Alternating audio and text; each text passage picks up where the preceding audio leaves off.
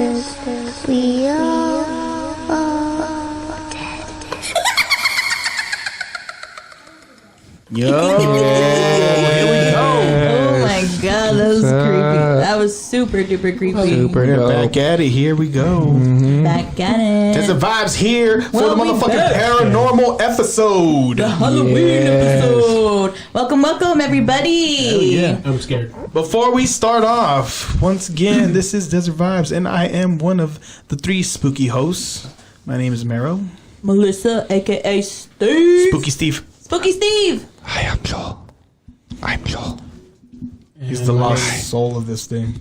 And we also have We have two very special guests. very special guests, and it's two. Two guests, boys. We got Joel's brother, Christian. Christian, What's say up, hi. Christian? Hello. We And- got a very, very special guest. We've been talking about him like a couple of episodes already. Yes, sir. Our cousin / brother, Slash mans. Alex! Alejandro. I love you. I love you. I was going to introduce myself as Joel's lover, but No, that's fine. okay. Okay. Well, my name is Alex. I'm Joel's lover, and I guess Hector and Melissa's cousin / brother. That's right.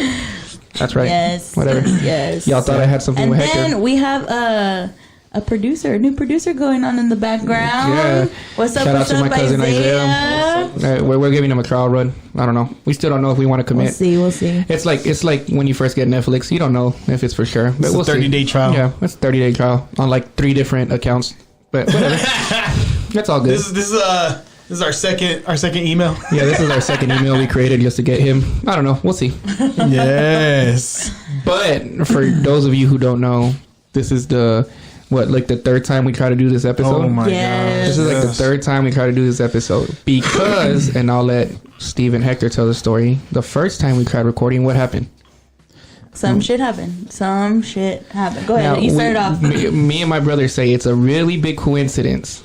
But it's just it's like all the planets had to align just for this coincidence to fucking happen. Yeah, that's me and Meryl believe that it's Could have been something else. something else. We both talked about it. We had like a little side conversation. It was, We're like, it was a coincidence, nah, but that's like it's what too you're much. saying. It's That's a too much. real strong coincidence. Yeah. Real. It's almost too good to believe. Yes. No, but if for real happened, we have proof.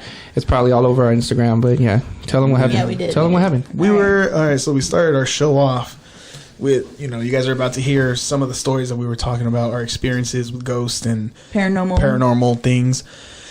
And I think we were actually pretty deep, huh? We were like about an hour. We were an hour and like we were almost like an minutes. hour and like 20 minutes in. And yeah, And then all of a sudden our recorder just cut out. Well, what happened was our topic was changing from our own personal experiences Boogie boogie. into something like into. Like I'm just like gonna say demons, it. I'm just gonna say it. like Demonic. demons, yeah. And it went into like Possessions. demonic. And Joel's brother Christian here was about to like get into it and like explain some shit to us because he has a what is it? Demon. A demonology book. I was about to put them on blast. Yeah, he was about to put Motherfuckers them weren't on ready. blast, Yeah. let out all their secrets, and then all of a sudden, everybody's looking at Christian while he's talking, and then I look at the recorder, and then our button turned green. It stopped being red. It wasn't recording anymore. So I was like, "What the heck?" I'm like, "Guys, stop!"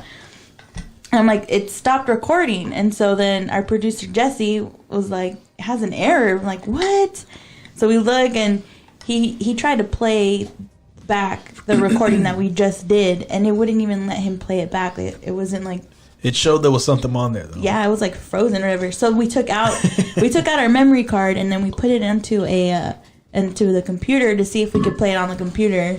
And no, it says like it's saying that there's no audio, but when we go and look at the file, what was it, Christian? It was like 1.39 gigabytes worth of audio. yeah, that was on there. But yeah, somehow we can't open it. We can't see it. Can't play it or anything. So then we tried to do it all over again that same night, and it just didn't feel right. no, it wasn't the didn't. It felt like Demonology 101. Yeah, so this is which why- I feel like we should still post. So if y'all still want it, let us know, and we'll still post it so you guys can hear. It'll be more fact check kind of. But from that came something beautiful because we actually got Alex in the studio. Yes. Oh my God, we actually got him. Alex gets to be on this episode and tell us his paranormal experiences. I just have a question though. He's saying that's a demonology book, but it just says Hector's biography. This is true. This is true. Facts. This is also true. God, I just want to say you look very good. Thank you. Who are you talking to? I wasn't talking to you, Hector.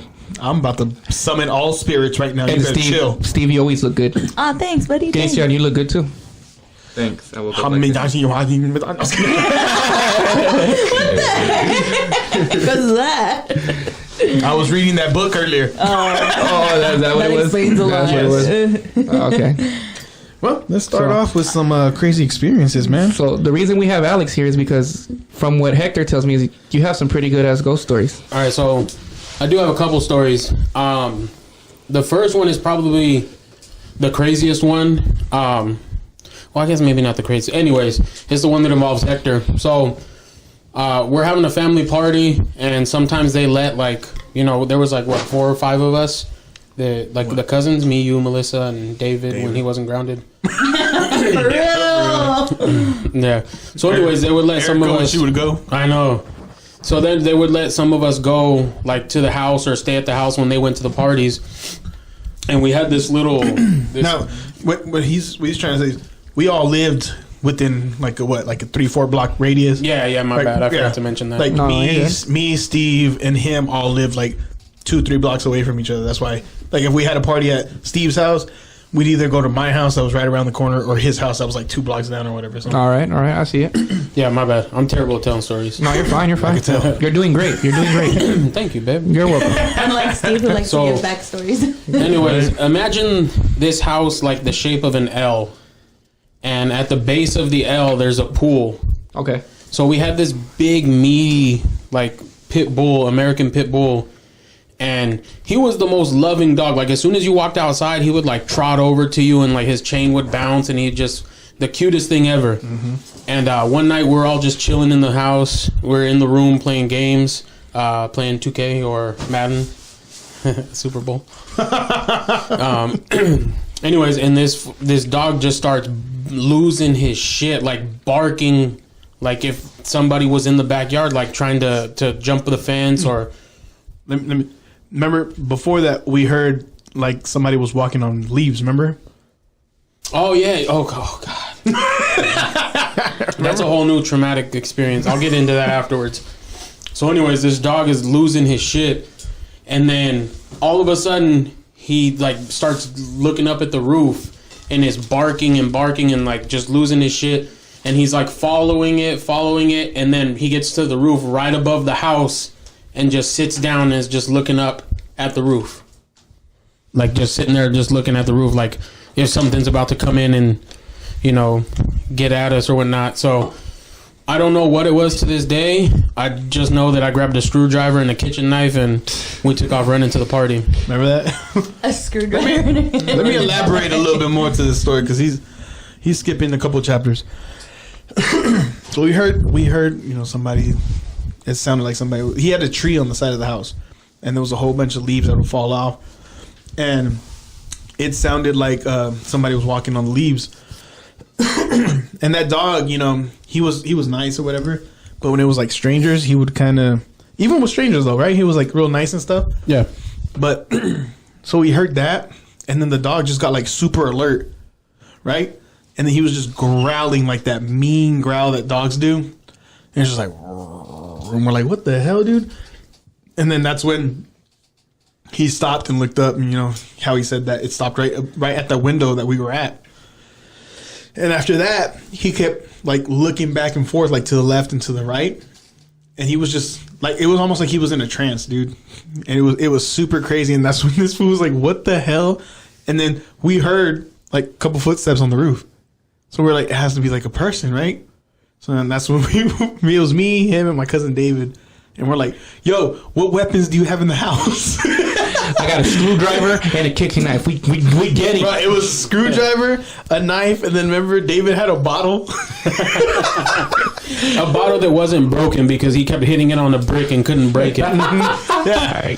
It was crazy, dude. So we're all right.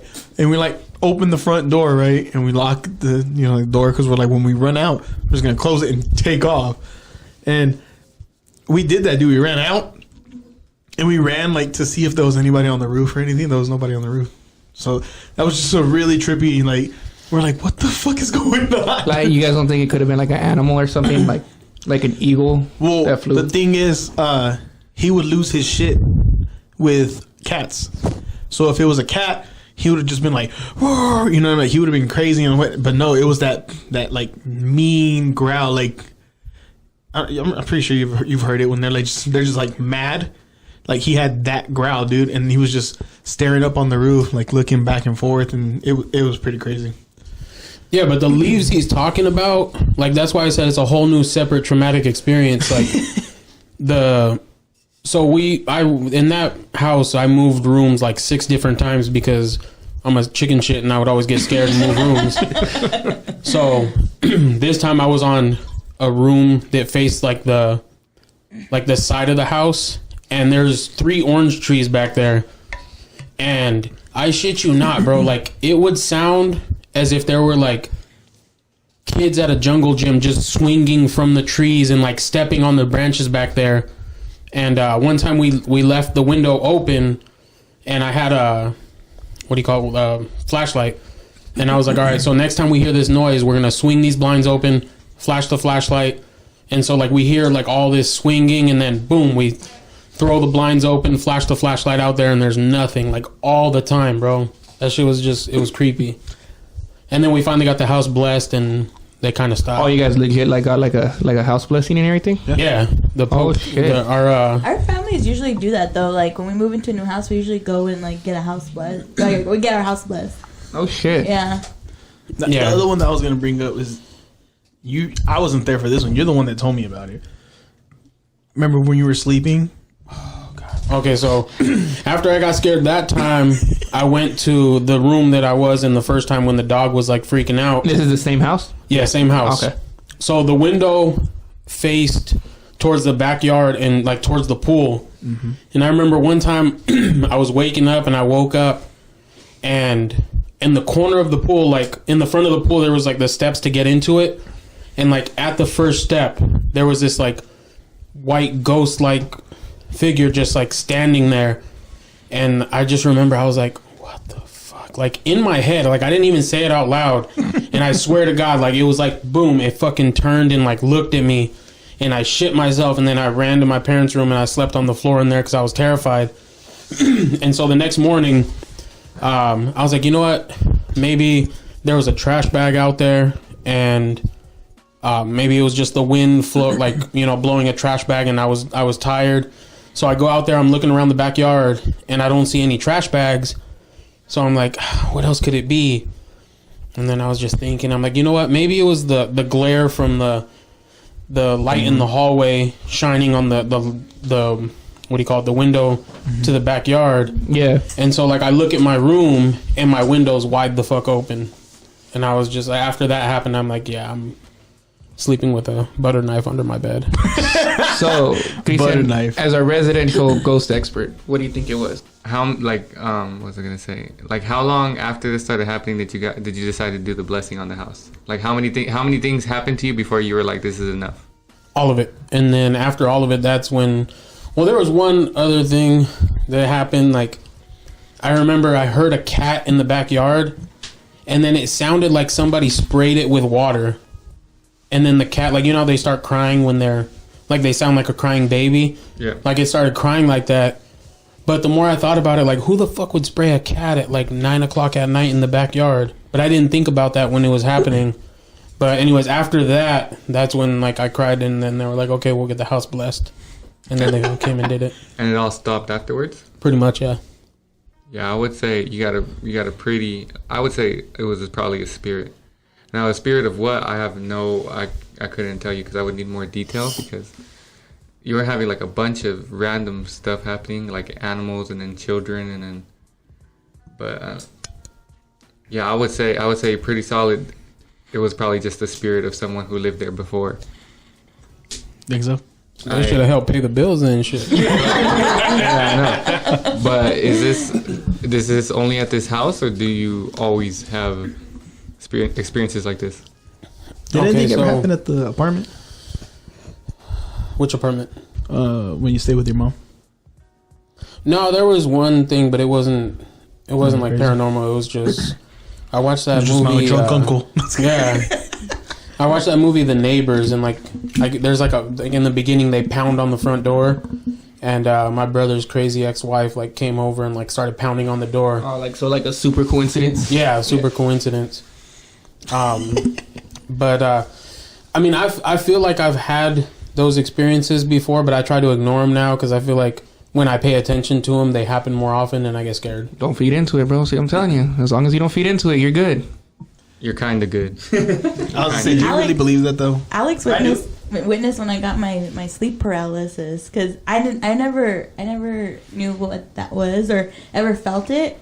And remember when you spent the night at my apartment and you were sleeping on the couch, and then I woke you up in the middle of the night and I was like, I swear I saw someone on top of me. I couldn't get up. Remember I told you? You don't remember? I don't. No, because I thought because it was, I felt well, I mean, if you ever had sleep paralysis, you'd feel heavy, right?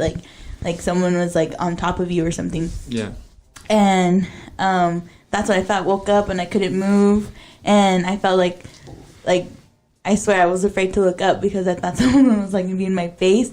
Finally, I got out of it, and I went to I ran out of my room, and I went to the living room because he was sleeping on the couch, and then I went to them and I woke him up, and I was like, I think there was something in my room, and he was like, what happened? And I explained it, and he's like, no, he's like, it's just sleep paralysis, whatever. But it legit, for me, it felt like someone was just pushing on me and was trying to suffocate me or something. Have you ever gone through that shit? Have you ever had sleep paralysis? Oh, all the time, bro. Yeah.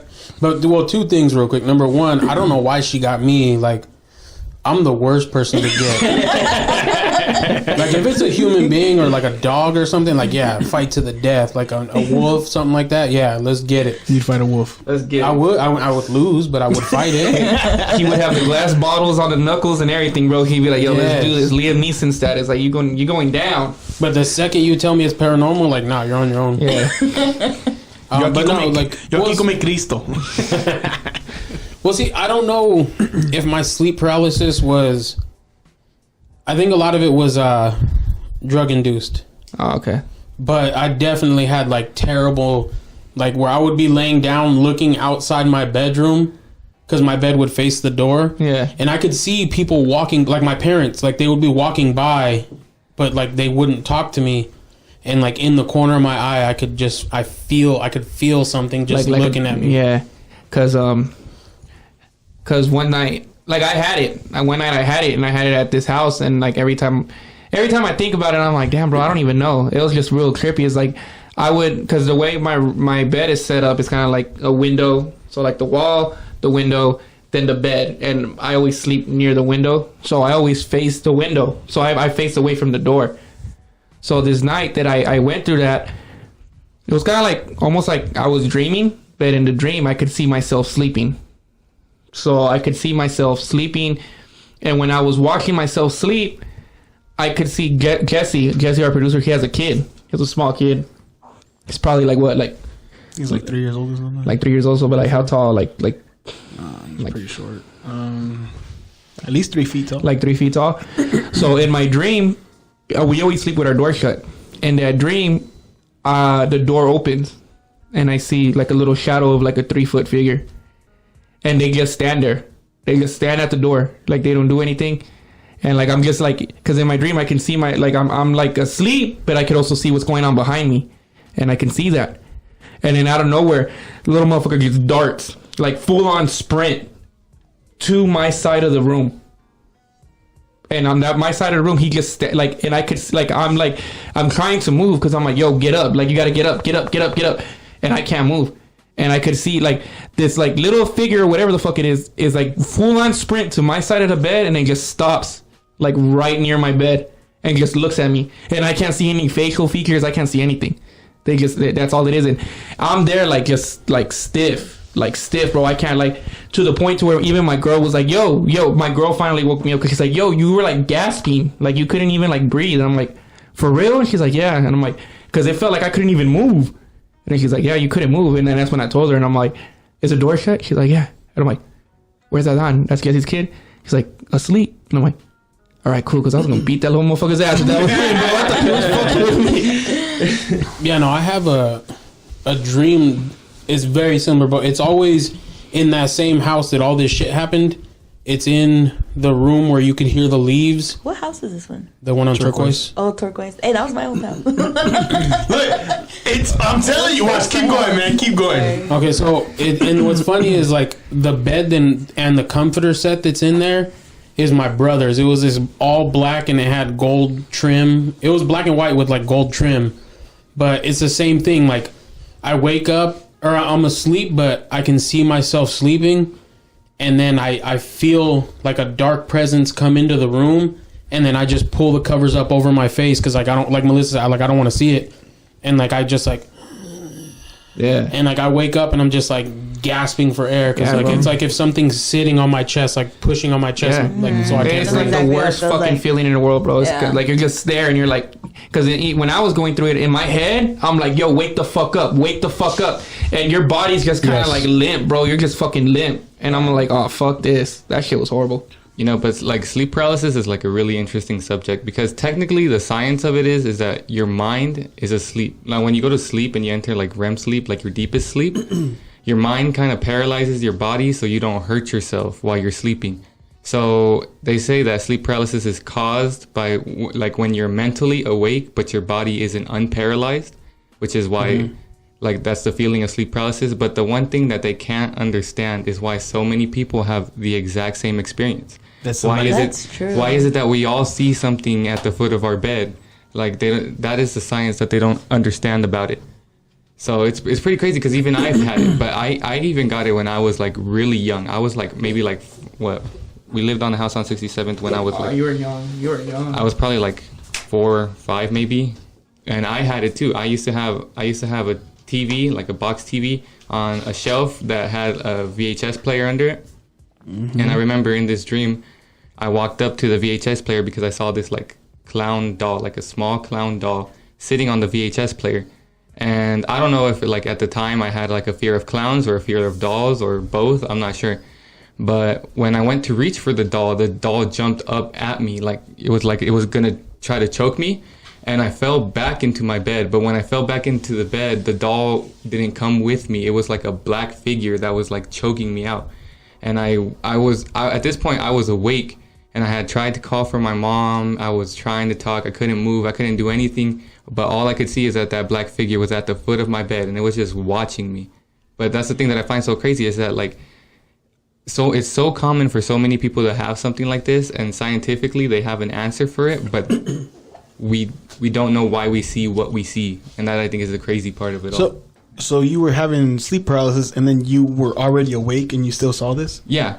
So like, that leads into that. So then it's no longer sleep paralysis, right? The part of you not being able to move is technically what counts as sleep paralysis. So like you wake up, and if you wake up and you're like not able to move or speak, but after a while like you feel yourself jolt out of it, and then you're able to move. That's technically the end of sleep paralysis is when you're able to move again.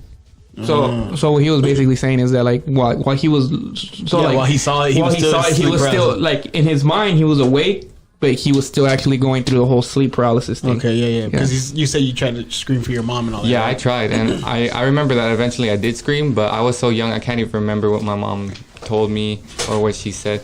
But you know. Well, aside from that dream, the only other thing that I have about that house was that I used to hear a bunch of like silverware and like someone was messing with the dishes. But aside from that house, I never really got anything else. I think was it you who told me that you thought you saw someone sitting on a recliner in the extra bedroom? Yeah. What? Like a person or what? Yeah, so like we used to have like, I don't know if you guys remember like the old school like fucking lazy boys that were like, they were almost like made out of like vinyl. Yeah. Like it was like real rough material. We used to have one, and it was my grandpa's. And my grandpa used to live in like Old Town Glendale, like by where like the Glendale Glitters are and shit. Mm-hmm. So I took it from that house, brought it to our house, and then we had it. And we had it in like an extra room where we had an extra TV, and it used to recline. So it was like a sofa, like a recliner bed. It used to recline. And one night I woke up, and that door, for some reason, we always kept it shut. But that night it happened to be open, and the recliner was like moving back and forth. Oh hell no! It was by itself. Yeah, and then no one was in it. And when I was walking near it and I saw it like moving, you could see like the silhouette of someone's like legs, when they're sitting down. You can see the silhouette, and then I go and turn on the light, and there was nobody there. But and right after when we moved out of that house, we moved to the house in Queen Creek, and guess what? This guy took with him and put straight in his room. That recliner was in my room. No. Why would you put it in your room after you just saw that? You asked for it. But I was like, I wasn't tripping, like, cause like that, bro. Like my mom would always tell me, like, don't feed into it. Don't feed into it, and like nothing will happen. Yeah. So that's why I took it, cause I'm like, fuck it. Like I'm not gonna fucking like feed into it. But yeah, I mean, what happened in that house? I mean, we'll save it. But I want to bring up the fact that you said that. So the house you lived at was her old house. Yeah. Yeah. It's just like Mexicans. We just pass things down. We pass houses, cars. Wait, so who stayed there first? Me. So was that the house from like where all the stuff happened to you? No, actually, it was the new house I moved in. So it was the house I moved from. Oh, see, because I was gonna be like, damn, you better blame Steve right now, because she was telling us all the shit that happened to her. I was like, you better blame her for all of it. Do you remember when I saw the little boy? Well, not that you were there, but the story. I remember you talking about it. Yeah. Well, for our listeners, I'm gonna tell the story again, because y'all heard it, but nobody else. I love this story. So, I was like years ago. I think I was in high school. Yeah. I was at home, and it was late at night. I don't even know what time it was, but it was late at night, and I was on the phone. I was talking to a friend, whatever. And well, when I talk on the phone a lot, I just like to walk around and just browse around the house. So I was doing that, and our backyard has at the time we had French doors, and in the French doors they had like these little windows there. So I was walking in like a circle, and when I was walking, I looked in our backyard and I saw something. So as I was walking in the circle, I'm like, I'll go back and look at what it was. So when I did, I seen a little boy. And I mean, for me, that was like my first, in all honesty, that was my first paranormal encounter ever. Like, I've never experienced it before. So when I saw it, I like freaked out. I like ran away and went into like the covers, because my niece was in the living room, and we had the couch bed. So we had that out, and I like jumped on the bed and was like, oh my God. I was like freaking out. I was like to me, because I mean, I've always been interested in all this like paranormal stuff and ghost hunting and stuff. So to me, like in my head, I'm like, oh my God, did I just see that? Oh my God, what did I just see? Oh my God, did this really happen? So that was all going in my head, but all I was saying was, oh my God. So when this happened, did you have like fear / excitement? Yeah, actually, yeah. It was. Yeah, I was scared, because I was like, "What the fuck did I just see?" Because I mean, of all things, a little boy. I mean, you guys know, like, if you see like a little kid and a ghost, like that's more scary than seeing an adult. Like I don't know, I think so. Oh, bro, I love my grandma, but if I saw her like today, I would start swinging, like, because I know. I love you, but I'm gonna smack you. So yeah, like I was like freaking out, and I ended up telling my niece what happened, when I saw whatever. And then so that was like my first encounter there at the house with the little boy. And then I don't even know if this was like a year later or years later or months later, I don't remember this, but I had another experience there where it was me and my friend. Yes, this was years later, because my parents were split up at this time. So we'll get into that later. Yeah. So like this is like a few years later, and it was my friend and I. My dad had just left to go out of town. He went to Mexico with family, and I stayed back because I had school. And it was my friend and I. We were at the house, and we were just chilling. We were in my room, and we were on the computer, and we were just looking at like pictures of, that we had taken in the past, and we were laughing or whatever. And we were home alone, and all of a sudden, out of nowhere, we hear, "I'm home," and in my head, I was gonna be like, oh, like, that's my dad. Because, you know, when he gets home, he would say that. Like, be like, I'm home. It's a beautiful day, whatever. So, like, I was going to look at my friend and be like, hey, that's my dad. But I realized at that moment that my dad had just left to Mexico. Like, literally that day. So then I look at her and she's frozen. Like, what the fuck did we just hear? I look at her and I'm like, did that just really happen? And, like, we're home alone. We don't know what to think. So we, like, look at each other and we, like, dip to, like, this little corner in my room. And me and her, we're like literally. They grabbed the screwdriver and the kitchen knife and they were like, yo, we ready. We're like, come at us. No, we were just, like, sitting down, like, knees crouched up, and we're, like, hugging each other. We're like, oh my God, like, what's happening? But when I heard that noise, I thought it was coming from my front door, so it was just, like, right out there. But when she heard it, she said she heard it right next to us, and my computer was by my closet, so it sounded like it was coming from there. So then I took a picture of that area, and in that area you could see like a outline, right? Do you remember? When she took it. So the picture is her desk in the corner, right, and then right next to it, it's like a little space, and then it's the closet, and then right next to the closet is the door to the room, and it's funny because it's right like where the desk is at. Like there's the chair. And it's sitting like in between of the desk and the closet, and like right under the chair, right? Yeah. It's like you see a silhouette, dude, and it almost looks like a man or a boy, like kind of like a profile picture of them, like just the side of them. Yeah. But you see it clearly, and you're like, what the fuck, dude? Like, and honestly, it looks like the head is like looking up and was like looking at the computer at what we were looking at. Like it was like kind of curious, but. That was a trip. Yeah, I don't think I asked this the first time, but did it sound like your dad? Like it sounded like him, or just like a man in general? It was just a man's voice, yeah. Go ahead. Sorry. Yeah, no, because I was gonna say because when I first heard the story, I didn't ask the question, so I thought it was like your dad. Like mimicking for like something to mimic somebody's voice takes so much energy. Like, and on top of that, most of the time, like if it was someone who had died, they wouldn't be able to do that. They can make a sound like their voice, like what they had during life, but like to mimic somebody else's voice, that's what led me to believe that whatever was in that house was not human, but it's not also not evil. But I'm gonna save my conclusion after Hector tells his side of the story. What side? Remember how you're telling me about that balloon that was? Yeah. Okay, so because those two were my encounters there at that house where I was at, but Meryl also had an encounter there. Okay, so Alex, do you remember the story of Sarah? At the Bobo house? No, not really. Okay, so they got it from Mrs. Garcia. That's where they got the house from. Yeah. So before, I want to say it was like, what is it, like her sister or something like that, or somebody that she knew lived there before, and she had went through some stuff or whatever, and she was talking to herself. Well, they said she was talking to herself, but she said she was talking to somebody at the house. She was by herself. No, she was living by herself, and she said she was talking to a girl named Sarah. So, you know, she whatever, and then all kinds of little things would always happen at Melissa's house, like I don't know if you remember, the cabinets would open and stuff like that, and they would hear like the dishes and stuff like being like tampered with or whatever, and they had brought it up one time, and you know they found out that, you know, the lady was talking to a girl named Sarah. So when that happened, that was the whole story. Every time something would happen, remember, we're all like, oh, that's Sarah.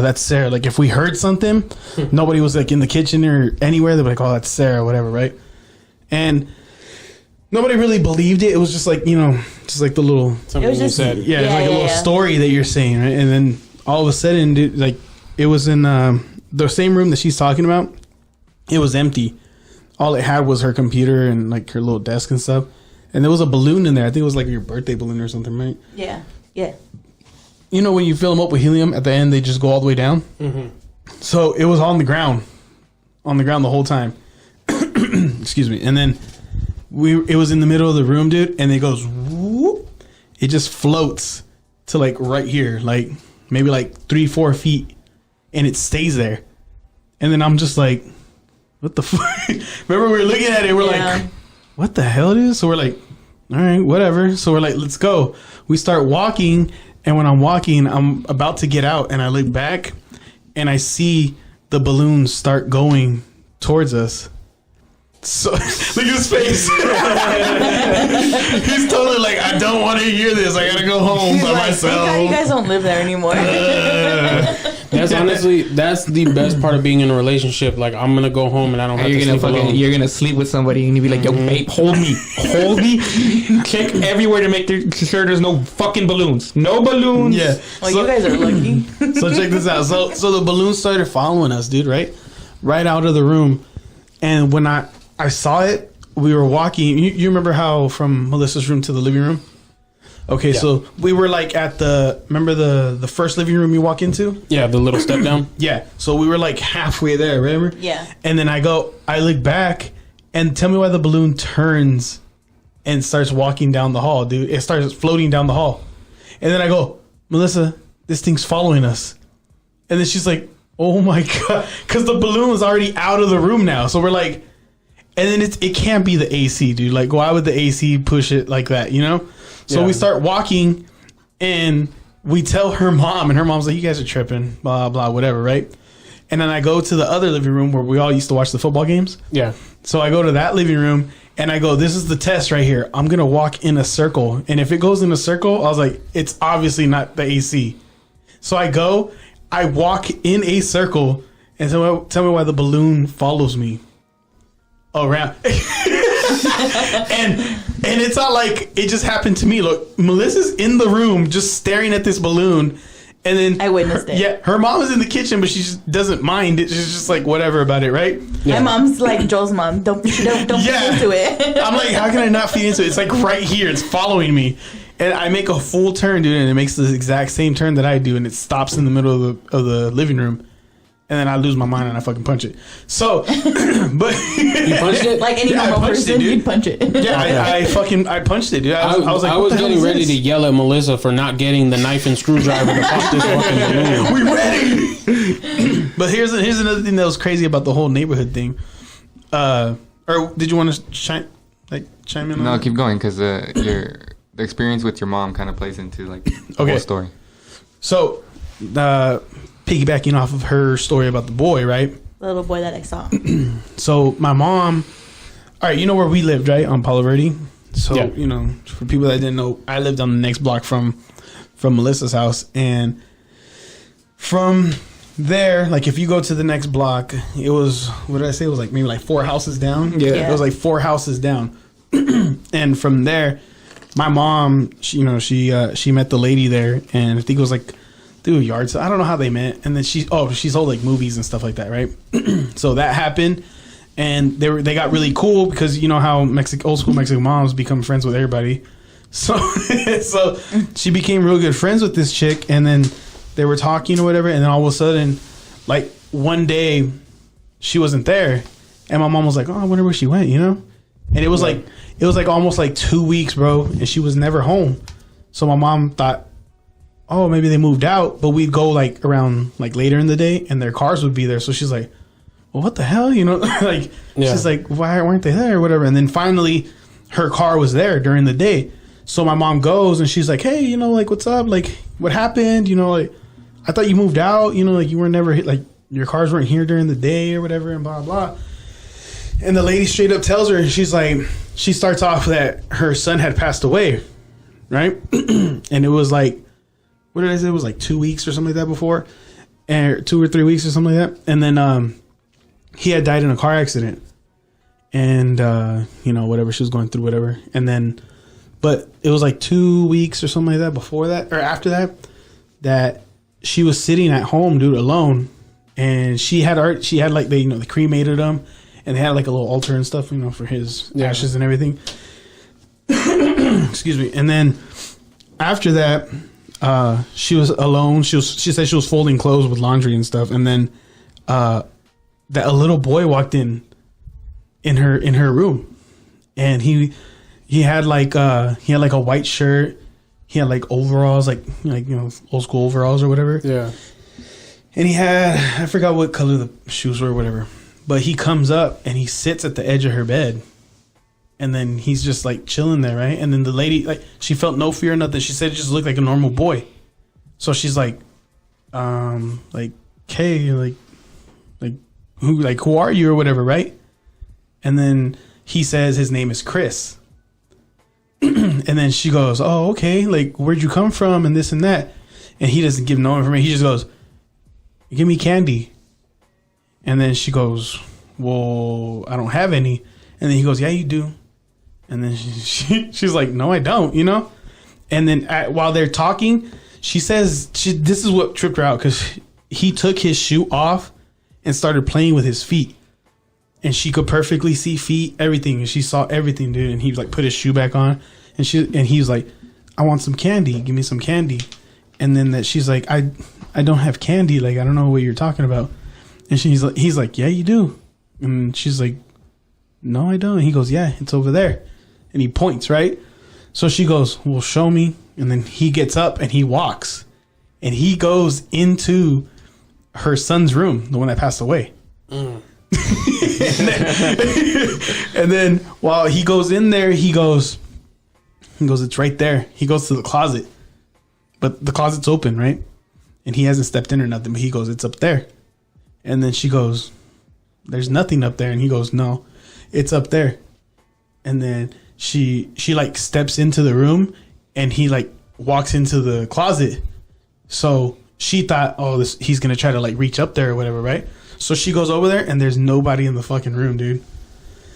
I'm about to go home and throw away all my candy. And then, so check this out. So she ends up like what the hell, dude? Like she starts realizing that it was a ghost or like a spirit or something, right? So she's like, she goes up there, and mind you, after her son had passed away, she cleaned his whole room and set it all up how he used to have it, right? Mm-hmm. And left it there and never touched anything. So she was like when she was telling the kid, she's like, there's nothing up there because she cleaned the room. So she's like, there can't be shit up there. She goes up there, dude. There's a box, and tell me why her son had a secret stash of fucking candy in a box. In a box, dude, up there. So she's just like, what the fuck, dude? And then she says she's chilling there, and then maybe like 30 minutes after, just like instant fear, dude. Instant fear. She couldn't even be in her house, man. She ran out of her house, and she called her husband, bawling her eyes out, talking about, oh my God, I just saw this kid and this and that and blah, blah, like going crazy. And then for 2 weeks, bro, she would leave early in the morning. Like he would leave for work at like 3-4 in the morning, or maybe like 5 or something like that. And fucking, she would leave with him, and he would go drop her off at her sister's house. And she stayed at her sister's house during the day, and then came back. So she was like, I can't be in this house by myself, like ever again after that. And it was like 2 weeks after that, and then she decided to finally go back by herself. And that's when she saw my mom, and then she told my mom this. And it was that, like not too long. I was gonna say that too, because we didn't bring that up, but that story, when my tia heard that story, it wasn't long before that I had like the next day I told my dad and my mom, and then they had told my tia and all them. So like it was just within then. They're like, did he tell you a name? What did he look like? And I mean, I didn't know much of what he looked like, but I did tell him. I was like, he was a white boy. He was a little white boy with a white shirt. And they're like, did he have overalls? I'm like, I don't remember. It was a quick glance or whatever. And they're like, oh. And then that's when they told me the story about the neighbor. And then the crazy part about it is that this lady was able to like describe you this kid, like everything. Like she's like and another thing I forgot to say, while she's talking, like he's playing with his feet, you know, she literally ran her hand through his hair, and she's like, that's what she started crying to my mom, because she was like, it was so crazy. She's like, I could feel hair. She's like, I could feel hair going like that. And she's like, it was crazy. Like, she's like, it was crazy as hell. And then he had like super blue eyes. That's what she said. Like the father in me finds this story like so cute, and it makes me want to cry. And then the rational adult in me knows that this shouldn't happen and has goosebumps. Yeah, so it's crazy, right? And then everybody was like, "Oh my god, is it linked? Is it linked?" And I'm like, they're literally like 3-4 houses away from each other. So I don't know. Who knows? What do you think? So my conclusion was that there's basically two parts to what happened in that house. So as for the little boy, I actually kind of feel that maybe the son who passed away maybe had some kind of connection to this boy, because in Hector's story, the boy actually walks into the house like he's comfortable there and he knew where things were. Whereas in Melissa's story, he didn't go into the house; he was just outside of the house. So maybe I'm gonna assume that boy is like a spirit that was probably looking for closure, and he travels from house to house, maybe because someone there could possibly help him, or it's because Hector's mom had been inside Melissa's house and he found like, oh, like I know this lady, like I'm gonna go see where she's going. That to me would explain the kid, but the things that happen inside the house, like the balloon and everything else, that I think I'm almost positive that it was a poltergeist. Not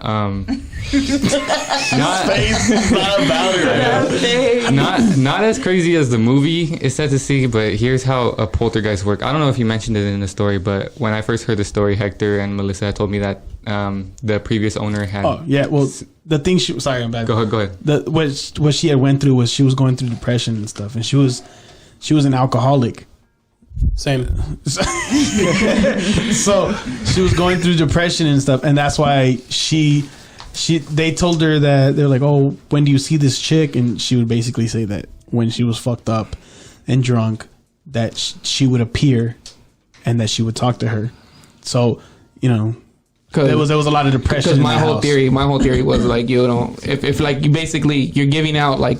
Not like negative. I mean, even like negative energy. If you give out negative energy, you'll probably like attract, not so much like a ghost, but there is such a thing as like you leave kind of like residual energy in the fucking air. So like if you're like going through some like negative shit, you just kind of like leave it in the air. And my whole thing with that was like, I asked Steve, I was like, yo, do you ever like, not to get too personal, but like, do you ever like go through like, I don't know, like depression or like anxiety or something like that? And she had said, yeah. Yeah, I have depression. And I was like, well, at the time were you going through that shit? And she's like, yeah. And I'm all like, well, it kind of like almost makes sense that, you saw this shit, not only in that house before there was somebody suffering with depression, but then like you step into it and like you're feeling the same thing. I'm like, it's kind of like, it's all just kind of like coming back and just kind of like it feeds off that. And that was my whole like thing about that. Yeah. And so like he's not wrong. Like there is such a thing as like residual energy and staying in the house. But the part that made this story different than it just being residual energy is that residual energy doesn't do that stuff. It doesn't move things around. It doesn't do anything like that. It just it'll give you an uneasy feeling. If it's just residual energy and like the people who lived in the house were always angry, like whether they were always angry at each other, you would feel uneasy in the house. And the furthest it would go is that it would make you feel like you take on that kind of anger that they felt, but it wouldn't move things necessarily. So have you ever heard of residual hauntings? What do you mean by residual haunting? Because to me, like it's one thing to have residual energy, but a haunting, there has to be some sort of entity.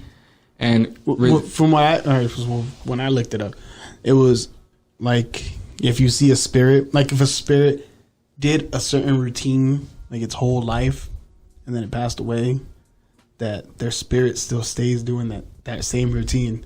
It doesn't haunt. It doesn't it doesn't do poltergeist stuff or nothing. Yeah. Like you'll see, like there's a lot of stories like Steve has had one that's like you see people walking or whatever. Yeah. And I've always read and stuff that residual hauntings is like a spirit that won't contact you or nothing. Basically, it's just almost like a ghost zombie. Like they're kind of like stuck in limbo. Like a tape. Like it would just replay, stop, exactly, and it just replay.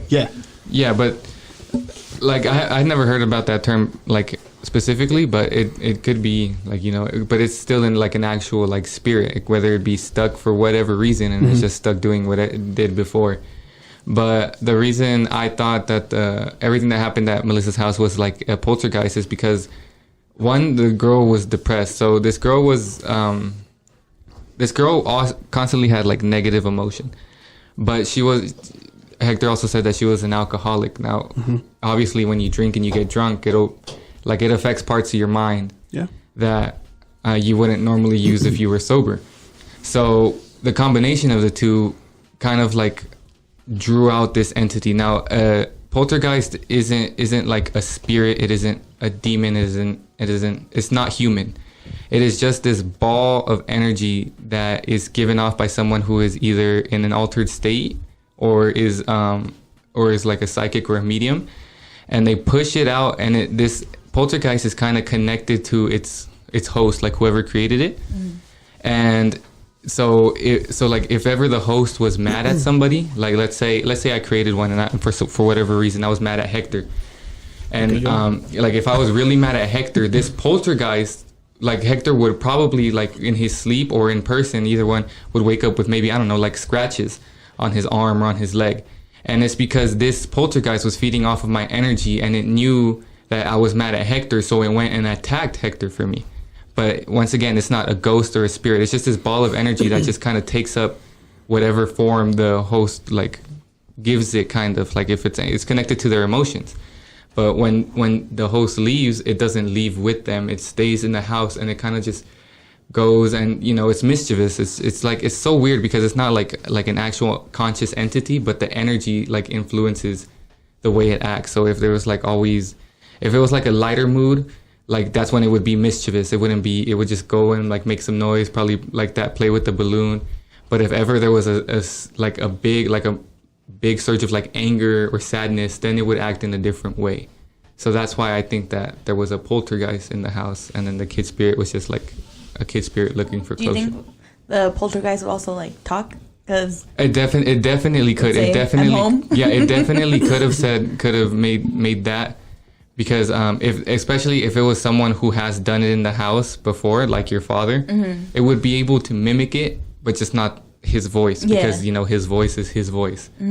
But you want to hear some shit about, and this is like the thing, this is where it led up to this, because he has a story. I'll let him tell his story first, because we used to live at a house, back when my parents were still together, which is kind of sad to say, but the one thing that me, Steve, and Hector all have in common is our parents aren't together. Shout out divorcees. Are your parents together? Yeah. Okay.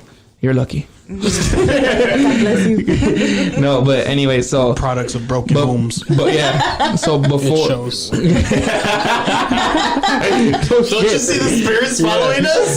He's like, there's pain there. Yep. No, so like before, like our parents split up, we all, my dad was an electrician. He was making like fucking money. Like the dude actually got a chance to work in like Costa Rica and shit, and he went to like Costa Rica and actually like did electrical work, and like they were paying him bank, so he was able to, we moved on up to the east side, so we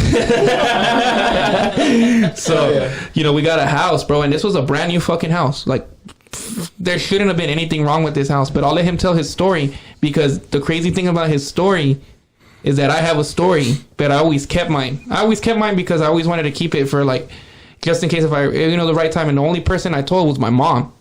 And when he told his story, because one time we took a trip to Blythe. And we were telling like, we're going to have a Halloween episode. We're going to tell ghost stories. Yeah. And I was telling ghost stories, but I kept this one because I'm going to be like, I know the person I'm going to have, and it was going to be him.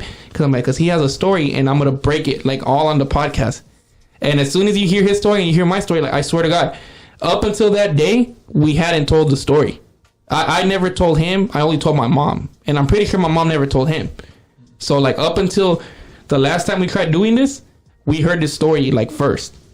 So, like, I'll let him tell his story, and then I'll let you hear mine, and you'll just, like, because it blew my mind. Like, afterwards, I even got the chills. I was like, oh, shit.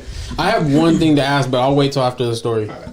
Yeah, very good. All right, so before I start this, I'm going to give a little bit of background, because I didn't know this until I was talking with my mom and my aunt maybe like a week or two ago. But my mom said that when we had bought the house, all the neighboring houses had been bought and there was people living in it, but the house we got, it had been vacant for 2 years. For whatever reason, they couldn't sell the house. Dun, dun, dun. So in this house, although it was a brand new house, always be like afraid to be by myself. There was a certain section of the house, a couple sections of the house that I wasn't like comfortable. Like, you know, I was a kid, so like I wouldn't wander around there alone. I was maybe like, I don't know, like 9, 10, maybe around there. But one of the memories that I always got, and I used to get these like weird feelings, like I wouldn't see anything like in person, but I would always dream things about this house. And even now, when I have nightmares, it's always in that house. It's never anywhere else. Really? Even today, if it's a nightmare, it's in that house. That's great. Now, when you say that you didn't want to be alone, was it like what you're saying? Like it was a feeling, like it was just straight. Was it uneasy, or it was like uneasy? It was like uneasy feeling, and then I would always stay in the living room because that was where the TV was, so there would always be light.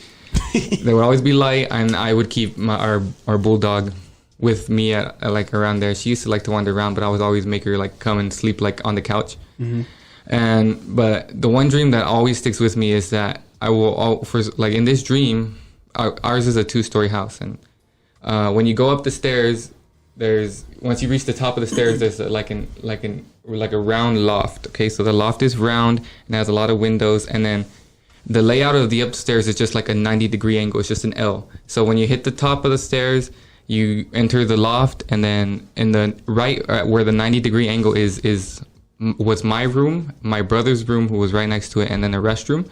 And then if you take the left turn all the way down, was my mom's room, and you could see, obviously you could see the downstairs from the upstairs. But when I would have these dreams, it would be me. I would be floating like above the first floor, so I could see all of the second floor.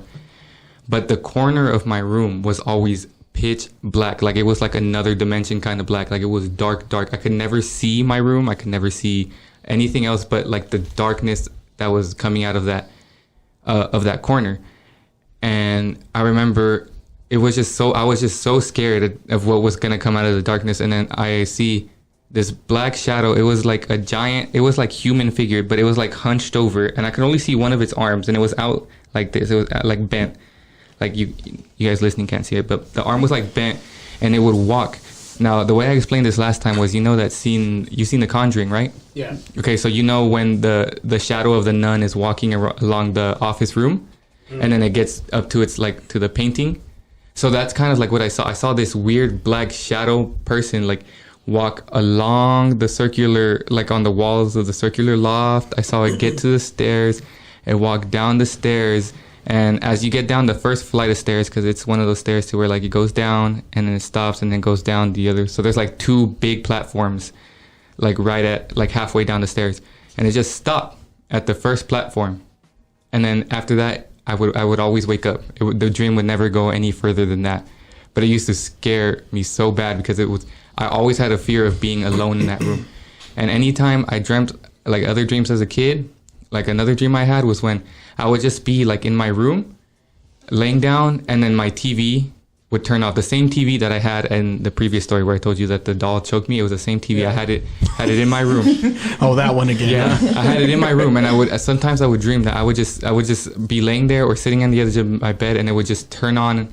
It would be static and full blast, so it would make like the the white noise. Yeah, the white noise. The white noise, and that. But it was always, everything that scared me was always in that corner of the house. All right, so check this shit out. So I heard that story, right? And that's when I'm like, all right, this is a perfect time to tell mine. So not to put like my parents on blast or anything, but at the time my parents were together, but this was probably like where you saw when they were going to split up, because they were always fucking fighting. Yeah. They were always fucking fighting. And that's why I'm like a big believer in like, if you put out like negative energy, it's going to eventually stay there. And then if you give off the same energy, it'll just like amplify. So around this time that, you know, my parents are going through that shit, me and my mom kind of have like a little fallout, and we get into a big ass argument. Like he can tell you, bro, like my mom fucking like grabbed me, and it was like fucking like, fuck you, and like fucking big ass argument. So at this time, you know, like me and my mom are pissed at each other. More than likely her and my dad are pissed at each other. In my room, when we got this house, I chose to sleep downstairs. I had it downstairs. Like, bro, but if you saw the room, it was like a big ass fucking room. It was dope. So I'm like, oh, fuck yeah, I'll sleep downstairs. So the way the layout of the room is the front door. So you walk into the front door. To your left is my room. To your right is a hallway. and that's going to lead you to the guest bedroom, a bathroom, and the laundry room. So, so that night I go to sleep or whatever, and I used to have like when you walk into my room, I used to have like this boombox. I used to have this boombox that I used to play like CDs on because, and he can tell you, like they remember the boombox. The antenna was broke, so I could never get AM, FM. I could only play CDs. Mm-hmm. And for some reason, in like my subconscious, I always said, I'm gonna unplug this bitch before I go to bed. Every time, I'm gonna unplug this bitch. I'm gonna unplug this bitch because in my subconscious, I'm like, one night it's gonna turn on, it's gonna scare the fuck out of me. So I unplug it. I shit you not, bro. I every night I went to sleep, I never forgot. So I for some reason I wake up and I just feel like weird. I feel weird, and the first thing I look at is that boombox, and it's plugged in. Not only is it plugged in, but when you used to turn it on, you used to have like a little red indicator light. Yeah. And that light was on. And I woke up because I could hear something. I could hear something in the background, but it wasn't loud. But it was just loud enough to where you were like, what the fuck is that? Yeah. My radio was on. But it wasn't like on music. It was like on talk radio. But it wasn't high. Basically you had to get up to the speaker and you could hear it. So then I unplug it. And when I unplug it, I'm like looking at the fucking boombox and the light's still on. And I'm like, okay, I know how electricity works. It's going to take a while for it to dim out. Like, it's fine. I shit you not, like 5 fucking minutes pass, bro, and that light's still fucking on. And then the light finally fucking fades, right? The light fucking finally fades. So then I for some reason, I'm already fucking freaking out. So when I'm freaking out like that, bro, I like reverted to a child. And the first thing that comes into my mind is I'm gonna go upstairs to my mom's room and tell her what the fuck's going on. And mind you, bro, at this time I'm like fucking like, I don't know, like what, like 13, 14? Jamás el cucuy. Yeah, bro. So like at this time I'm like, fuck, I revert to a kid, bro, and I'm like, I'm gonna go to my mom's room. This is the part that gave me chills, bro. I go out, and so like, when you leave my room, you see the front door, you make a left, you'll see the flight of stairs. Yeah. I don't know why I decided to come at an angle to where I could see the upstairs. I don't know why I did that.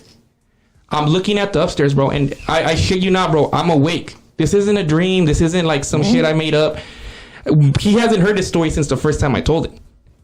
I look at the upstairs, bro, and I can see a shadow. My dad used to be tall, so it was a tall shadow.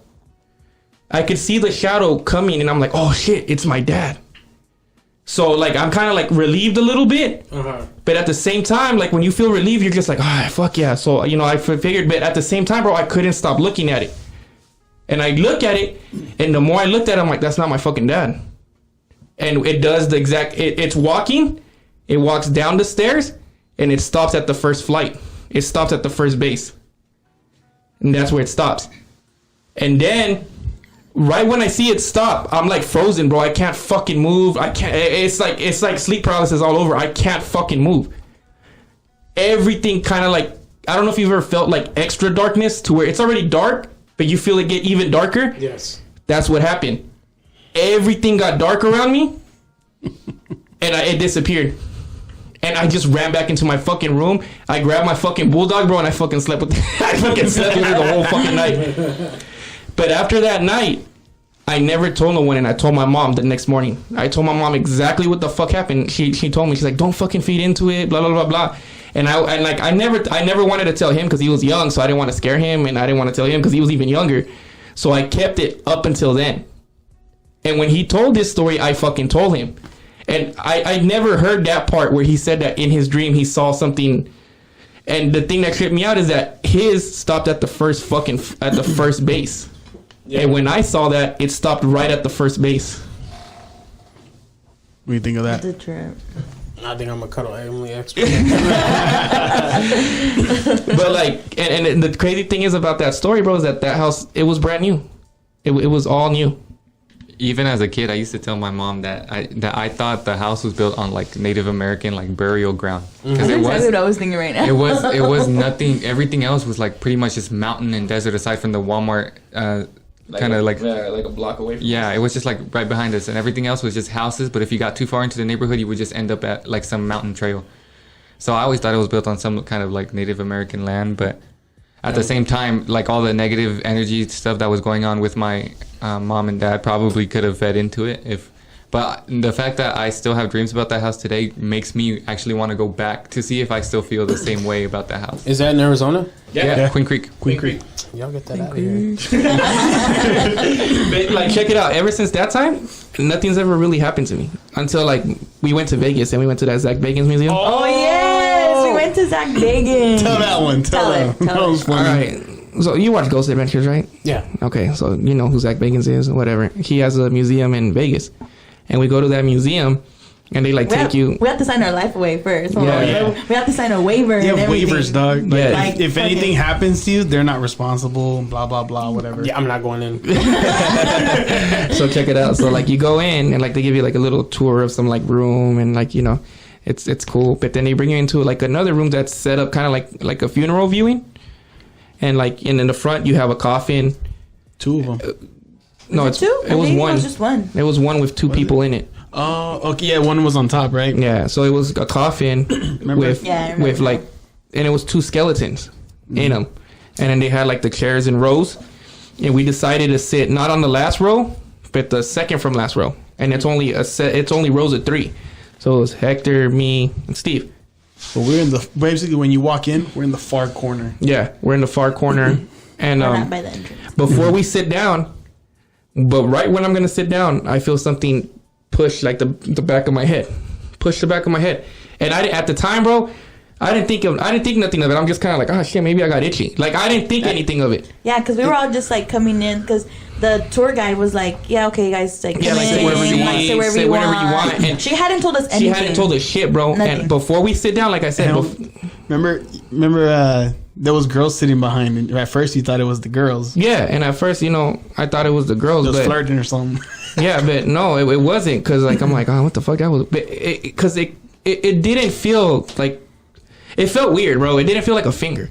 It felt weird. Yeah. So when we sit down, you know, she's going through the whole story of like, you know, the why the room's set up that way. And the reason it's set up that way is because those two skeletons were actual human skeletons that were uncovered from like some sort of like burial ground that an old cult used to use back in like England or some shit like that. It was the Odd Fellows, right? Yeah, it was some like cult. Odd Fellows. Man, you guys have really good memory. I don't even remember. Yeah. So a little backstory on that. It was like a brotherhood kind of, and they would always help people. Like if you were poor and your family member died and you didn't have money for the funeral, they would pay for it, but your payment to them was the body. And they would do with the body with whatever they wanted to do. Yeah, so they could have like they like used it in like rituals, and they like did like shit with like they studied the body. Yeah, like they didn't always do rituals with them. They would like study them and shit like that. And then also like there was a couple like temples that they had, and like after they had left or whatever, and people were tearing them down, they were finding bodies in the walls of the temples. Yeah. So mind you, at this time she's giving us that backstory. And you know, and usually they tell you like, oh, you know, this room is just kind of like for display. There's not really anything happening. So that's what she told us in the first room. When we get into this room, she's like, this room is not really classified as a high activity. She's like, but there has been activity reported. And she points at this fucking corner that we're all sitting in. And she's like, it's usually in that corner where you 3 are sitting. And when we're leaving, bro, I didn't tell nobody because I'm like, nah, fuck that. I'm not gonna say shit. Say what they experienced though. I'm not gonna feed into it. Remember? Yeah. They were like, yo, the experiences that people feel. They're like, girls always feel their hair being pulled. People have felt being poked, pinched, or something like that. Like always something like that, right? Mm-hmm. And then we're just like, oh, that's cool. Blah Yeah. blah. And he hasn't said shit. Yeah. And then she's like, okay, well now let's go into the next room. So as we're getting up, I tell fucking Hector, I'm like, yo. He's like, what's up? And I'm like, before we sat down, something poked the back of my head. And he's like, shut the fuck up. I'm like, I swear to God, bro. I'm like, I'm not fucking with you. I'm like, before we even sat down, something poked the back of my fucking head. And I'm all like, and it just so happens we're sitting in the fucking corner where she says that the activity happens. Yep. That was pretty cool, dude. I like that. They ain't lying. I've had a few things like that. Like one time, this is the only downside to doing AC. Is like sometimes we'll go to a house and it's empty. And one time I was working on the AC. I had just finished like doing everything, close everything up. I got my tool bag, and I'm picking my head up, and as I'm walking, and I feel something like the same thing you said, like something brushing my hair. So like I swing it out, and then I go put my tools away, and then I come back to lock the door, and I look like in the area that I felt it, and there's not even a ceiling, because I thought maybe it was like one of the chains from the ceiling fan, but the ceiling fan is like way out in the, like towards the middle of the room, and I felt it like more closer to the door. So yeah, like that a touch? just, yeah, like it felt like if just like something just boop, Like touch you on the top of your head. Do it again. But yeah, bro, like that's. So have you ever? Moving on to something. hold on real quick. Oh yeah, you had a question. What were you gonna ask? Yeah, what was your question? So, well, there's two things that I experienced at. Well, one was at the house at Turquoise, and then the other one is the house that we moved to Avondale. Like it was the same, like kind of the same thing you said. Like once you get to the top of the stairs, there's a loft, but I heard their story. about halfway through the stairs, the loft like comes out. So when you're halfway up the stairs, in the corner of your eye, you can see the bottom, the floor of the loft. And at first, I thought it was just me, but then like everybody else said that they would kind of see some things too. And so whenever I'm running up the stairs, sometimes in the corner of my eye, I can see like the silhouette of a woman in like a white wedding dress, like standing on the top of the loft. For real? Yeah. Julian told me this story too. No way. Mm-hmm.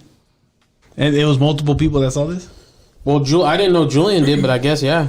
I thought it was just me. I was like, maybe it's just my mind playing tricks on me. I don't know. Maybe not then. But I remember they were the ones who told me, because I had told them my experiences. And then my room was, because I recently lived there. Yeah. And my room was by kind of by the loft. Was it Julian's old room? Yeah. Okay. Yeah. That's crazy. Yeah. So did you ever see anything at that house? I didn't. No, I didn't. All right, and then the second thing is my little sister was like 4 years old, maybe 3. And my aunt passed away when I was... I was probably like 7, 6, maybe even younger than that. And my sister's like 12 years younger than me. So I didn't think... she definitely didn't know my aunt. And one time we were at the house on Turquoise, and my mom's making dinner, and I know I'm watching TV or something, and my little sister's just like blah blah blah blah blah, chatting up a fucking storm, bro, having a full conversation. And my mom is like, Mickey, who are you talking to? And she's like, oh, I'm talking to Aunt Kathy. She says hi. And bro, that shit freaked me out. You know what's crazy about that shit? And if she was here, I doubt it. Isaida used to have an imaginary friend, huh? Oh yeah. Isaiah, my cousin's sister, when she was real young, bro, I'm talking 3, 2, used to have an imaginary friend, and she used to chat, bro, full on conversations. And I can't remember how old she was, but she got to an age, and one day my tia said she walked in on her and she was fucking crying, bro, bawling her eyes out. And she asked her what's wrong? And then I guess my cousin said, my friend's leaving. And then she's all like, what do you mean? She's like, my friend said I'm getting old, so she has to leave now. Oh, hell no. And after that, bro, she never would talk to her imaginary friend again. That's crazy. Yeah. Oh, that's a trip. Now, What was your question, though? no, he didn't. Oh, the woman. Because it slightly resembled... my grandparents had this picture, after my aunt passed, it was a picture of her in a big dress. And it wasn't I don't know that it was a wedding dress, but it's a big white fluffy dress.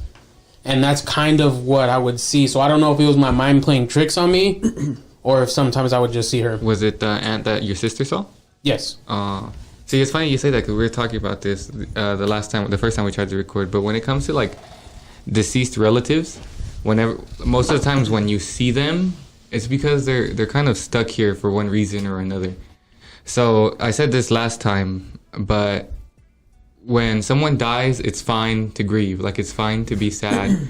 Take your time. But the reason most people, when they know they're gonna pass, they tell you not to be sad is because when when you are feeling so much grief that you just can't move on, they have to stay. They're stuck.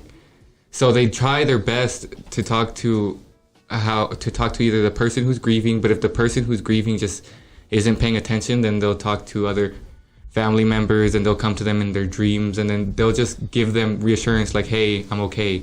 Or like you said, like your sister said that she said hi. That's her way of saying like, hey, like I'm fine. I'm good, yeah. Because it does kind of, it's not that grieving is a bad thing. I'm not saying not to grieve. You know, you take your time, do what you got to do, but just understand, that that like they can't move on until you do. So that's probably why you were seeing your aunt for whatever reason. I don't know. As for what the message was that she was trying to give you, I'm not sure. Well, the thing I saw at the top of the stairs, like it resembled her, but that was like 14 years later. No, not that old. I'm not that old. Like 10 years. Like 10 years later. But it's, when I would see it, that's just what would come to my mind. Like, I don't know that it was her. Or, you know. Yeah. Have you ever seen her or any deceased, like your grandparents, in your sleep? Like dreaming, he means. I used to have dreams of my nana. After she's passed? Yeah. What would how would that dream go? Because remember I was telling you guys, yeah, I have actually 3 stories of deceased like family members.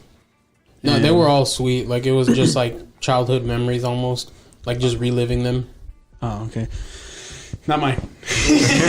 All right, so remember when Mama Fina died? When she passed away, dude, it was like, what did I say? It was like a day or two, huh? Yeah. Like a day or two after, dude. I dreamt her 2 days in a row. And it was always like, the dreams always ended the same, but they started different. The first one, we were at her house and we were having a party. And everybody was all, she was there and everything. And then I either go, like, I think I was going to the bathroom. And then when I opened the door, it was almost like a movie, dude. It was like, it would go white, and then I would end up in her room. And you know what her room looks like right now, right? Yeah. Okay, so the 2 doors were closed, and there was white light coming from the doors. But like the bottom and the top, Yeah. And then you remember how she was when she was in hospice? How the bed was and everything? Yeah. Okay, so imagine the whole room empty, but her hospice bed and her in it. And, and it was just me by myself. And then I'm just like, what the hell, dude? So then I go and I see her, and then she's just like sitting there, and I'm trying to talk to her. But like, I'm just like, like, how are you? And this and that or whatever, know? And then she just grabs my hand, dude, and she's just smiling. And then she's just holding my hand, and then like I'm holding her hand and shit. And then all of a sudden I just wake up. And then the second night, like I tripped out. I was like, what the hell, dude? Like, what'd that mean? And then the second night we were at another party, but it was somebody else's house. And I had, where did I go? What did I say? I went like, I don't know. I was going like into the door or something. And it was like clockwork, dude. Like I go into the door and then boom, I'm in the same room. The doors are closed. There's light coming through the bottom and the top. Nothing's in her room but her hospice bed and her. And then I run over there again, and I'm just talking to her, and she's just like holding my hand, dude, the whole time.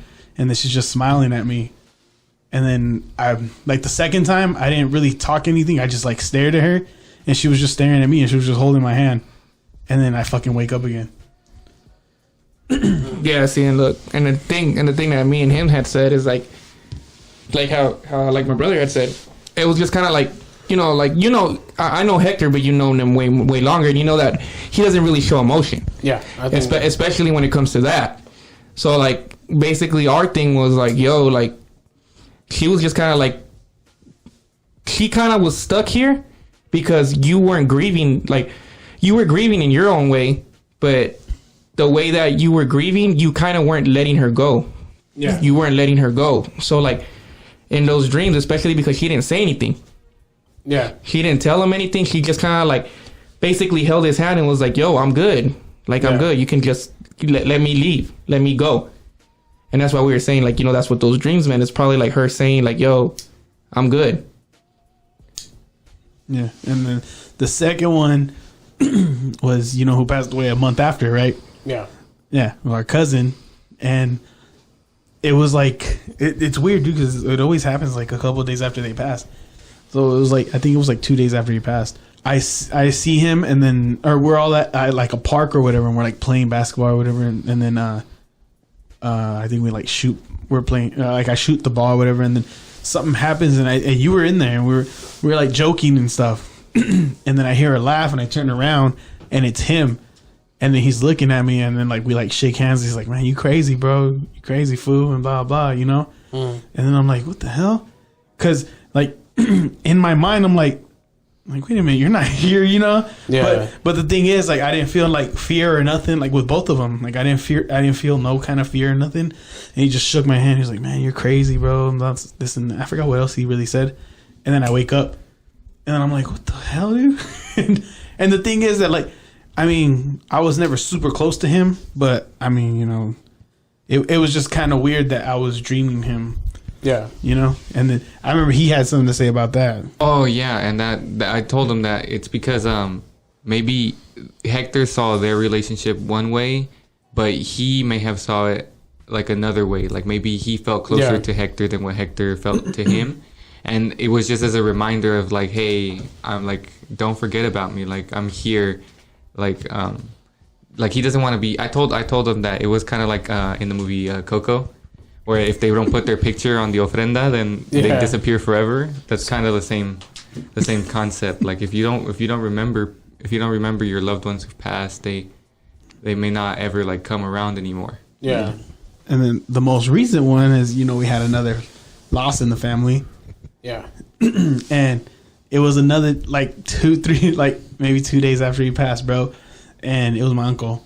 And then that one was a little weird because all right, do you remember when we had, I think it was, I don't know if we had Thanksgiving or something at my mom's house, and we put like a table in her living room so a whole bunch of people could sit in there?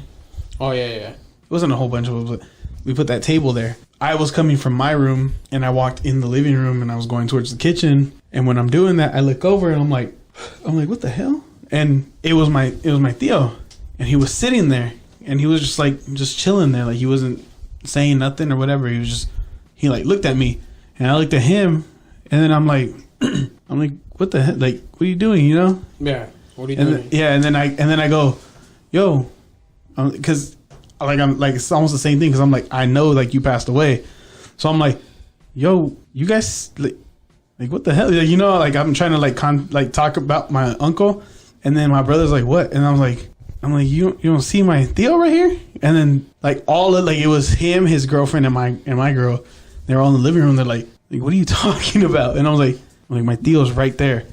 And then my girl was like, yo, are you all right? Because there's nobody sitting here. And then I'm just like, you really gonna tell me that nobody's fucking sitting right here, dude? I was like, I see him right there. And then all of them, like my brother, his girl, and my girl just kind of look at me, and they're just like looking at me like really crazy, because they're like, what the hell, dude? Like, you know?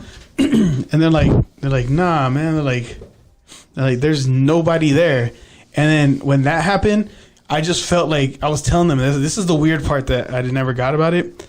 I just felt like fear, dude, just go down my back. And it wasn't even like sometimes I'll feel like you feel it in your chest or whatever. Yeah. No, this one was just completely just going down my back. It was almost like just fears going, like the feeling. Like dripping down your back. Yeah, dude, it's just going like that. And I'm like, what the hell? And then I wake up. Like I just snap out of it super quick, and I just wake up. And I'm like, what the fuck? And that one I only had for one night, and I never had it ever again. But it was pretty crazy. And I was telling him, I was like, what do you think that is? You know, because it's like, I mean, we're all pretty cool, my Theo, but we were, I was never really close with him like that. Yeah. And out of us three, you know, none of us really were that close with him. But it was just crazy, dude, that how I saw that. And then nobody in the fucking dream was seeing him, but I was seeing him, and he like he was just sitting there, and he didn't even say a word, didn't smile, didn't do nothing. He was just there, and I'm just like, what the fuck, dude? Like, that's a trip. It's crazy, huh? It's crazy. Dreams like that, like if you're having dreams of like random shit, like I don't know, you're fucking swimming in a chocolate pool or whatever, like you can disregard like those dreams, but like it's like dreams like this that like shouldn't like easily be disregarded. Like maybe if you dream about someone you haven't dreamt about in a while, maybe just think about them, or go if they're not alive no longer, like go and visit them at their gravesite or whatever. But I always think that those dreams shouldn't be taken lightly. Yeah. That's why I asked, because I had those dreams. I think we even asked him another question from there, because what did you? I think you asked him like if people could be haunted or like it could follow them. Oh, so yeah, because another thing was every time Melissa comes, like wherever she's at, dude, like whether she's living with like her mom, her dad, or whatever. And one time she came to live with me, and it was multiple times. It was from the house, and then even when I was at the apartment, like nothing was going on, dude. Melissa's in. I move in, and then all of a sudden, just like we start hearing things and like all this stuff. I'm like, what the hell is going on? For me, I don't know why I always. Well, like I saw another little kid, but it was a little girl. I told you. So at my sister's house, I was staying over, and I was sleeping with my in my nephew's room, and when he and I like go to sleep, we sleep head to feet. So, I like it was late at night, and I don't know why. Like I woke up and I look, and there's like I swear I seen like a silhouette of a little girl like dancing like a hula dance or something like that. And in my head, like I'm just like Joel said earlier about his mom. Like don't feed into it. Like I don't like to. Especially in the middle of the night, and especially when it's a little kid. Again, like I just can't. So I'm like, it's probably Nadia or Gia, my nieces, my sister's daughters. So then I like turn around and then like don't pay mind to it. Like I'm just gonna assume in my head that's them, and they're like sleepwalking and they're doing their thing. And you know when they say about people who sleepwalk, you don't wake them up, you just leave them be. Yeah. So then like I turned myself over and I faced the opposite way, but once I did that, I felt like a dark presence, like coming in on me. Like you know how you see like in the scary movies where they're like, it gets like you feel like this tense, like feeling energy type. Well, that's exactly what I was feeling, and it felt like it was getting like closer and closer. And my nephew, baby Gio, he moved his foot, and as soon as he moved his foot, like it felt light, like there was. Like it was gone, like that, like whatever was coming near me was like gone. And the next day I had asked, my sister and my brother-in-law, and I was like, hey, do the girls like sleepwalk or something? And they're like, no, why? And I was like, okay, well I'll tell you later, because my nephew's right there and I didn't want to scare him. Yeah. So then later it came, I'm like, because, and I told her the story. She's like, that's crazy, because a few years ago, a little girl passed away because after she was like, it was like not a hit and run, but she got run over and like hit by a car or whatever, and she passed away. And it was a little girl, and like right there in front of her in the street in front of her house. And then she sees a little girl in the house. Yeah. Yeah, you give Toxica a whole new meaning. But I told Hector to answer his question. No, people cannot be haunted. Like, we got into it a little bit more in depth the first time, but in my opinion, I think Melissa may be a little bit psychic, and here's why. Just kidding. So I'm gonna try to give you guys the quick version. But a long time ago, like a long time ago, when we were very primitive, like when we had to hunt for our food, we obviously needed to survive also. So our senses were like 100 times higher back then than they are now. And because of the society we live in now, when we're born, as we grow up, we're told like, oh, seeing dead people is weird, feeling things that you shouldn't be feeling is weird. So we tend to repress all of those feelings, and we become like everyday citizens. But the animals, like dogs, that's the reason they can see things that we can't. It's because they're still primitive animals. Like they don't have a society that tells them this isn't right. And babies, when newborns, that's why they say, babies can see things and they have imaginary friends when they're really, really young. because they don't have anyone who's telling them that this is wrong or that this seeing all this stuff isn't right until they start to grow up, and then that's kind of like how we end up like we are now. But one way that these spirits are able to talk to us is when we sleep, because when we sleep, there's parts of our brains that shut down, and then there's other parts that turn on when we go to sleep. And so like your subconscious is the easiest way for them to talk to you. So when you dream about somebody's death, there's a chance, not always, but there is a chance that you're dreaming about the way that some spirit that came to you while you were sleeping died, and all they need was for you to see what happened so that they can move on. Because like in your dream, obviously, if you die some way, or you see somebody die in a certain way, you feel something, right? You're going to feel sadness, you're going to feel scared. So they just need that validation that, oh, he felt like I felt, so I'm not alone. Like this is like my story has been told, and then they can move on. Mm-hmm. But, for most people, like they dream about it once in a while, but seeing as how Melissa dreams about it often and with like evidence that she can back up of people who actually died, there is a chance that Melissa may be like a medium. And technically it's any of us can do it. Any of us can go back to that primitive sense. It would just take like, meditation, but no one ever wants to do that kind of thing to open it back up.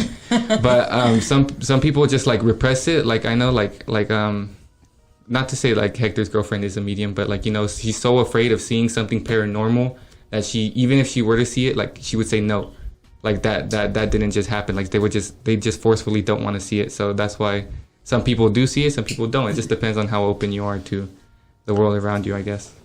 Yeah, and I saw a video about, like I was telling you guys about, they were interviewing like mediums, and then they were like, oh, the guy asked, can anybody be like one? And then she goes, yeah, because of kind of what you were saying, because she's like, everybody's born with it, and like you just have to, people just choose to, you repress it. Yeah. They're like either you choose, I'm gonna get in touch with all this and that, Yeah.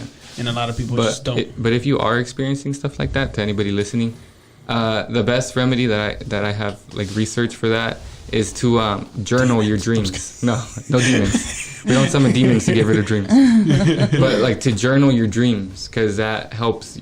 That'll relieve the stress of you, the person who dreamt that. If you see what I'm saying, like you writing down what happened will be like, okay, now I've said what just happened. Now you kind of just forget about it. But that tends to work for people who are like that and don't like find it comfortable. Like if you're having dreams like this and you're scared, if you're scared of dreaming, like if you go to sleep every night and you're like, fuck, here I go again, I'm gonna die tonight. Like you can technically just say out loud, like, hey, if you're trying to talk to me in my sleep, like today's not the day, like I'm closing my door, you can't talk to me today. And they will listen. They'll not show up. Or you can, like, if you want to just keep, but you're like helping people in the process. If it is like, if you're an actual medium and you're doing this right, you're like actually helping people move on. So for some people, they don't like to, like, what they call close. They don't like to close, so they just journal all of their dreams to like help them keep everything moving. So if you journal your dreams, you're not helping? No, if you journal your dreams, like it's helping you, the person who dreamt, because seeing all that stuff can be kind of overwhelming. Mm-hmm. So you journal your dreams, and then it's called the dream journal. Like people actually do it just for fun, so it's not like just a medium thing. Oh, okay. So on that note, we're going to go ahead and end it on a really positive note. So journal all your fucking dreams. Journal your dreams. I want to give a big shout out to my fucking brother laying down the knowledge. Thank you, Christian, for coming. Thank you, Christian. Anytime. And I want to give a special shout out to my love, the greatest thing that ever happened to me. He finally came on the show. I love you, Alex. So I'm just saying. Thank you so much for being here. If your girl doesn't want to cuddle, I'll cuddle with you anytime. What? Just... don't forget to like, comment, subscribe, drop a comment, and let us know. We also have the demonology episode, so if you guys want to hear, let us know. I might just drop it anyways. Who knows? We'll see. Yeah, it's very informative. I do have the book. If you catch me on the streets, you can ask me for the book. First come, first serve. I don't really need it. So if you think you would need it, I got you. Oh, I ordered the demonologist. to get that book too. That one's Yeah, really I good. ordered it, so we'll see. Oh, you ordered it? Yeah, I did. Oh, I'm finna do that right now too. No, y'all finna stay away from me. No, it's a book by Ed and Lorraine Warren. Yeah, well, they didn't write it, but someone gave they gave Ed and Lorraine Warren gave access to one guy to most of their files, and he kind of just like puts all this Ed Warren information like in one book. This person did a lot of books because isn't just it's like demonologist, and then has like a bunch of like the werewolf one. It's on they have a book on it. Yeah. Yeah. Oh, and by the way, I guess it doesn't matter because the first part isn't uploaded, but I was wrong. The werewolf one isn't gonna be the next Conjuring. It's about Joel was right. I was right, motherfuckers. Told What you was that. it? Baby, you're always right. I know. Thank you. Thank you. I love It's it. gonna be about a guy who it was considered manslaughter, but he's using demonic possession as a defense. Oh yeah. It's yeah, gonna be I called The Devil Made Me Do It. But I think they are using the werewolf as a spin-off like they did The Nun. The Nun. The Nun. From Gotcha. Okay. Bob's got balls. Bob's got balls. Well, be on the lookout for all these crazy movies. Yeah. So. And All right, everybody guys. stay Thank safe. you. Peace out. Alex, say bye. Candy. Bye. Bye.